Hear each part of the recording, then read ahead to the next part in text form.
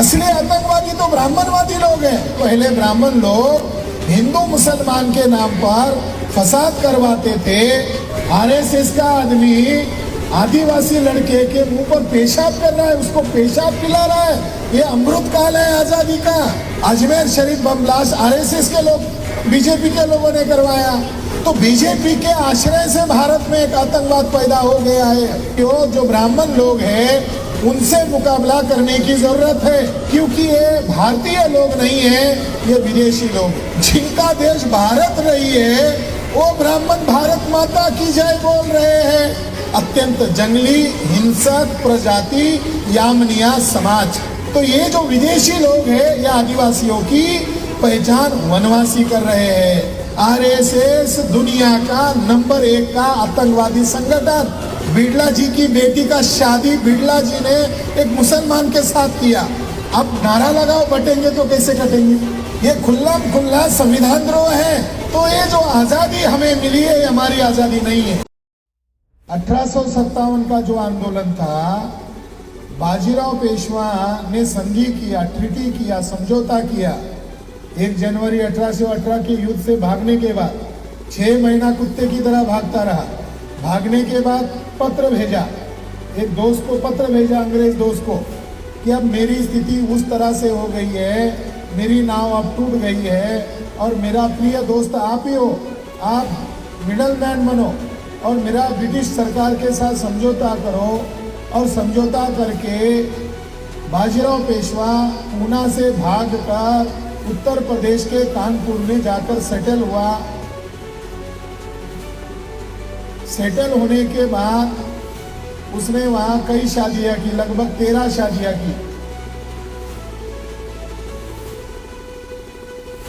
उसको सालाना कुछ लोग मारने का अधिकार था, यानी जो करार किया उसमें सोने और चांदी के चम्मच से खाना खाता था और उल्टा ब्रिटिश सरकार से 8 लाख रुपए पेंशन लेता था।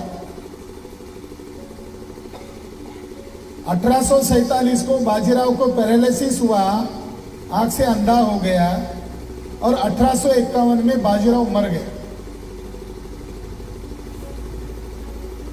मरने के बाद उसका जो दत्तक पुत्र था धोंडो पंत उर्फ नाना साहेब पेशवा, इसने ब्रिटिश लोगों से आग्रह किया कि मैं दत्तक पुत्र हूं।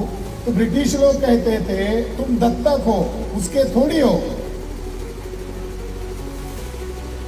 तो दत्तक पुत्र ये डिमांड कर रहा था कि मुझे 8 लाख रुपए पेंशन दे दो। जब ब्रिटिश लोगों ने 8 लाख रुपए पेंशन नाना साहेब पेशवा को देने से इनकार किया, इसलिए उसने ब्रिटिश लोगों के खिलाफ एक हिंसा अभियान चलाया। और हिंसा अभियान चलाते वक्त उस समय का जो मुगल राजा था, देश का राजा था, उस राजा को भी इस जंग में इन्वॉल्व कर लिया। और वो मुगल राजा इतना दर्दनाक मौत मारा गया कि उसके बच्चों के सिर उसके खाने के मेज पर होते थे। उसका निर्वंश करके मार दिया गया। और नाना साहेब पेशवा जंग में हार गया, लक्ष्मीबाई जंग में हार गई, वो तो बच्चा लेकर भाग गई। मगर आज भी वो शूरवीर की गाने हमारे स्कूलों में पढ़ाए जाते हैं। टाटा टोपे भाग गए।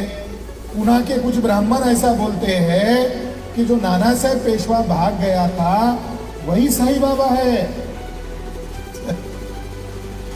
कुछ लोग ऐसा बोलते हैं, ब्राह्मण लोग, विद्वान लोग। तामनकर, एक ब्राह्मण है तामनकर, उसने 1994 में एक आर्टिकल लिखा कि 1857 के गदर से जो भागा हुआ नाना साहेब पेशवा है वही साईं बाबा है।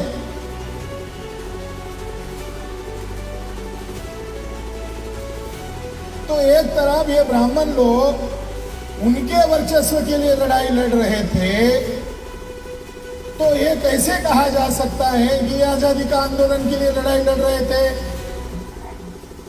और दूसरी तरफ अगर देखा जाए, अलग अलग सूबों में आदिवासी भी अंग्रेजों से लड़ रहे थे, नॉमिनी ट्राइब भी अंग्रेजों से लड़ रहे थे, बैकवर्ड कास्ट के लोग भी अंग्रेजों से लड़ रहे थे।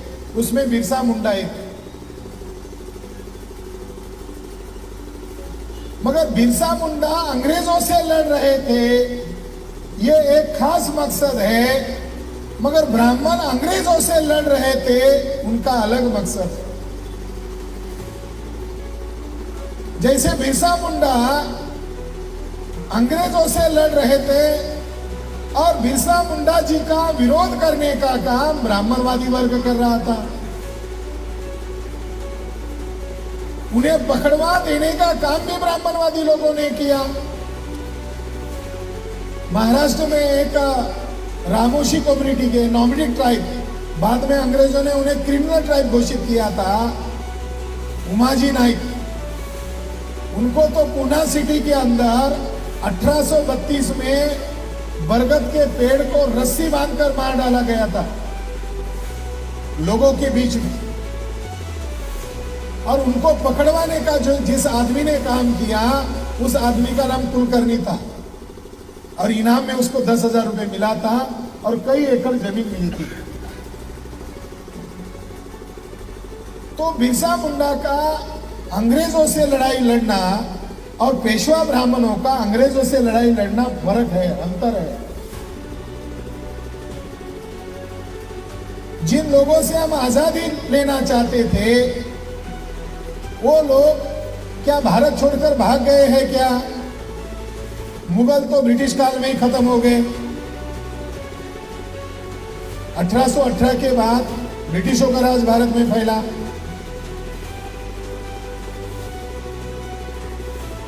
ब्रिटिश लोगों का राज 1947 में खत्म हुआ और ब्रिटिश लोग भारत छोड़ के भाग गए। मगर जो आज वर्तमान के ब्राह्मण लोग हैं, वो कौन है? वो लोग विदेशी हैं, जिनका आज भारत पर राज है। वो ब्राह्मण लोग हैं जिनकी आबादी 3.5% है और वो 3.5% वाले ब्राह्मण लोग एक ईस्ट इंडिया कंपनी को भगाने के नाम पर तथाकथित झूठा आजादी का आंदोलन चला रहे थे, एक ईस्ट इंडिया कंपनी भगाने के लिए। मगर अब हजारों की संख्या की ईस्ट इंडिया कंपनी यही ब्राह्मण लोग भारत में स्थापित कर रहे हैं। जैसे गौतम अडानी, ये ईस्ट इंडिया कंपनी है, नाम बदल गया है। भारत में कंपनी सरकार लागू हो गए। भारत में संविधान का कानून लागू होना चाहिए था, मगर इन लोगों ने मुट्ठी भर लोगों का राज कायम किया। जिन लोगों ने लोकतंत्र को दरकिनार करके मुट्ठी भर लोगों का राज कायम किया, वो लोग ब्राह्मण लोग, जिनकी आबादी 3.5% है। और 3.5% वाले लोग गांव का सरपंच सदस्य नहीं चुन सकते। उनके 5-5 राष्ट्रीय दल है, जिनके पास वोट नहीं है। लोकतंत्र में अगर असली भिखारी किसी को कहा जाए, भिखारी जिनके पास वोट ही नहीं है, वो ब्राह्मण लोग। और लोकतंत्र पर जिनका नाजायज कब्जा हो गया है, और ये कब्जा करवाने के लिए पहले ब्राह्मण लोग हिंदू मुसलमान के नाम पर फसाद करवाते थे। और फसाद के नाम पर या तो कांग्रेस सत्ता में आती थी या बीजेपी सत्ता में आती थी। बाबरी मस्जिद गिरने के बाद बीजेपी का उभार हुआ।